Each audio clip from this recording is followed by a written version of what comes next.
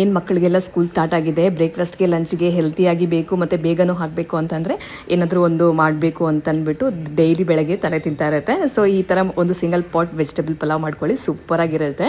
So ಇದು ತುಂಬಾ easy ಸಹ. ಈರುಳ್ಳಿ, ಬೆಳ್ಳುಳ್ಳಿ, ಶುಂಠಿ, ಹಸಿಮೆಣಸಿನ್ಕಾಯಿ, ಪುದೀನ, ಕೊತ್ತಂಬರಿ ಸೊಪ್ಪು, ಸ್ವಲ್ಪ ಕಾಯಿಚೂರು ಹಾಕ್ಕೊಂಡು ಇದಿಷ್ಟು ಕಟ್ ಮಾಡಿ ಇಟ್ಕೊಂಡಿದ್ದೀನಿ. ಸೊ ಇದಕ್ಕೆ ಸ್ವಲ್ಪ ಬಾಣಲಿ ತೊಗೊಂಡು ಸ್ವಲ್ಪ ಎಣ್ಣೆ ಹಾಕಿಬಿಟ್ಟು ಚೆನ್ನಾಗಿ ಫ್ರೈ ಮಾಡ್ಕೋಬೇಕು. ಏನೇನು ಕಟ್ ಮಾಡಿ ಇಟ್ಕೊಂಡಿದ್ವಿ ಅದಕ್ಕೆ ಸ್ವಲ್ಪ ಸ್ಪೈಸಸ್ ಹಾಕ್ಕೊಂಡಿದ್ದೀನಿ, ಚಕ್ಕೆ ಲವಂಗ ಹಾಕ್ಕೊಂಡಿದ್ದೀನಿ. ಸೊ ಇದಿಷ್ಟನ್ನು ಸ್ವಲ್ಪ ಫ್ರೈ ಆದಮೇಲೆ ಸ್ವಲ್ಪ ಪುದೀನ ಮತ್ತು ಕಾಯಿಚೂರು ಹಾಕ್ಬಿಟ್ಟು ಫ್ರೈ ಮಾಡಿಕೊಂಡು ಪೇಸ್ಟ್ ಮಾಡಿ ಇಟ್ಕೊಳ್ಬೇಕು. ಸೊ ಇದನ್ನು ತಣ್ಣಗಾಗಕ್ಕೆ ಇಟ್ಬಿಟ್ಟು ಸೊ ಇಲ್ಲಿ ತರಕಾರಿ ಕಟ್ ಮಾಡ್ಕೊಳ್ಬೇಕು. ಸೊ ತರಕಾರಿ ನಾನು ಸ್ವಲ್ಪ ತರಕಾರಿ ತೊಗೊಂಡಿದ್ದೀನಿ, ಗಡ್ಡೆಕೋಸು ಮತ್ತು ಬೀನ್ಸ್ ಮತ್ತು ಕ್ಯಾರೆಟ್ ತೊಗೊಂಡಿದ್ದೀನಿ. ಇನ್ನು ಬೇಕಾದರೆ ನೀವು ಬಟಾಣಿ ಮತ್ತು ಹೂಕೋಸು ಎಲ್ಲ ಹಾಕ್ಕೊಳ್ಬೋದು. ಸೊ ನಾನು ಎಷ್ಟು ತರಕಾರಿ ಇತ್ತು ಅದನ್ನಷ್ಟು ಹಾಕ್ಕೊಂಡಿದ್ದೀನಿ. ಸೊ ತುಂಬಾ ಟೇಸ್ಟಿಯಾಗಿರುತ್ತೆ. ಮತ್ತು ನೀವು ಆ ತರಕಾರಿನೂ ಅಷ್ಟೇ ನಿಮ್ಗೆ ಯಾವ ಥರ ಸೈಜಸ್ ಬೇಕು, ಚಿಕ್ಕದಾಗಬೇಕು ಚಿಕ್ಕದಾಗಿ ಕಟ್ ಮಾಡ್ಕೋಬೋದು. ಇದೆಲ್ಲ ಕಟ್ ಮಾಡಿ ರೆಡಿ ಮಾಡ್ಕೊಳ್ಳೋಷ್ಟರೊಳಗೆ ಸೊ ಇಲ್ಲಿ ಫ್ರೈ ಮಾಡಿ ಇಟ್ಟಿದ್ನಲ್ಲ ಅದು ತಣ್ಣಗಾಗಿತ್ತು. ಸೊ ಅದನ್ನು ಸಹ ಸೊ ಗ್ರೈಂಡ್ ಮಾಡಿಕೊಂಡೆ, ಪೇಸ್ಟ್ ಮಾಡಿ ಇಟ್ಕೊಂಡಿದ್ದೀನಿ. ಸೊ ಇಲ್ಲಿ ಇದಕ್ಕೆ ಈರುಳ್ಳಿ ಎಲ್ಲ ಏನು ಹಾಕಬೇಕಾಗಿಲ್ಲ, ಆಲ್ರೆಡಿ ನಾನು ಎಲ್ಲ ರೆಡಿಯಾಗಿರೋದ್ರಿಂದ ಸೊ ಏನು ಹಾಕಬೇಕಾಗಿಲ್ಲ. ಸ್ವಲ್ಪ ಎಣ್ಣೆ ಹಾಕ್ಕೊಂಡು ಸ್ವಲ್ಪ ಸ್ಪೈಸಸ್ ಹಾಕ್ಕೊಳ್ಬೇಕು, ಚಕ್ಕೆ ಲವಂಗ, ಸ್ವಲ್ಪ ಶಾಜೀರ, ಬೇ ಲೀವ್ಸ್, ಒಂದು ಏಲಕ್ಕಿ ಹಾಕ್ಕೊಂಡಿದ್ದೀನಿ.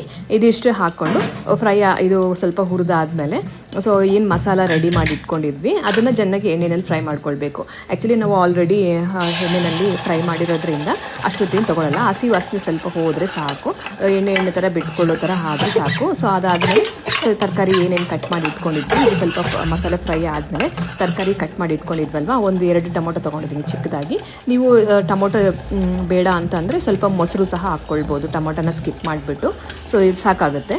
ಸೊ ಇದಿಷ್ಟು ಹಾಕಿಬಿಟ್ಟು ಚೆನ್ನಾಗಿ ಸ್ವಲ್ಪ ಕುದಿಯೋಕ್ಕೆ ಬಿಡಬೇಕು.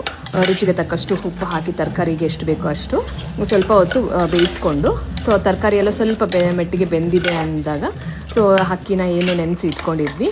ಸೊ ಅಕ್ಕಿ ನಾನು ಒಂದು ಗ್ಲಾಸ್ ಅಷ್ಟು ಅಕ್ಕಿನ ನೆನೆಸಿ ಇಟ್ಕೊಂಡಿದ್ದೆ.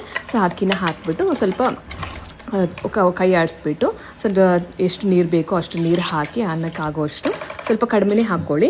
ಇನ್ನು 1 ವಿಜಿಲ್ ಮೀಡಿಯಮ್ ಫ್ಲೇಮಲ್ಲಿ 1 ವಿಜಿಲ್ ಬಂದರೆ ಸಾಕು. ಇನ್ನು ಉಪ್ಪು ನೋಡ್ಕೊಂಡು ಹಾಕ್ಕೊಳ್ಳಿ, ಆಗಲೇ ತರಕಾರಿಗೂ ಹಾಕಿದ್ದೀವಿ. ಸೊ ರೈಸ್ಗೂ ಸಹ ಹಾಕ್ಬಿಟ್ಟು ಸೊ ಎಲ್ಲನೂ ರೆಡಿ ಮಾಡಿ 1 ವಿಜಿಲ್ ಮೀಡಿಯಮ್ ಫ್ಲೇಮ್ನಲ್ಲಿ 1 ವಿಜಿಲ್ ಮಾಡಿಕೊಂಡ್ರೆ ಸಾಕು. ಸೊ ರೆಡಿ ಆಗಿಬಿಡುತ್ತೆ ಪಲಾವು. ಸೊ ನಾನು ಇಲ್ಲಿ ಸೈಡಿಗೆ ಸ್ವಲ್ಪ ರಾಯ್ತ ಮಾಡ್ಕೊಂಡಿದ್ದೀನಿ. ಸೊ ಕುಕ್ಕರ್ ವಿಜಿಲ್ ಬಂದಮೇಲೆ ನೋಡಿ ಈ ಥರ ತಣ್ಣಗಾದ್ಮೇಲೆ ತೆಗೆದ್ರೆ ಈ ಥರ ಉದುರಾಗಿ ಪಲಾವ್ ಸೂಪರಾಗಿ ರೆಡಿ ಆಗಿಬಿಡುತ್ತೆ. ಸ್ವಲ್ಪ ತುಪ್ಪ ಹಾಕ್ಕೊಂಡ್ರೆ ಸಖತ್ ಟೇಸ್ಟಿ ಆಗಿರುತ್ತೆ. ಬೇಕಾದರೆ ಹಾಕ್ಕೊಳ್ಳಿ, ಬೇಡ ಅಂದರೆ ಸ್ಕಿಪ್ ಮಾಡ್ಬೋದು. ಇದಿಷ್ಟು ಇವತ್ತಿನ ಡಿಶ್.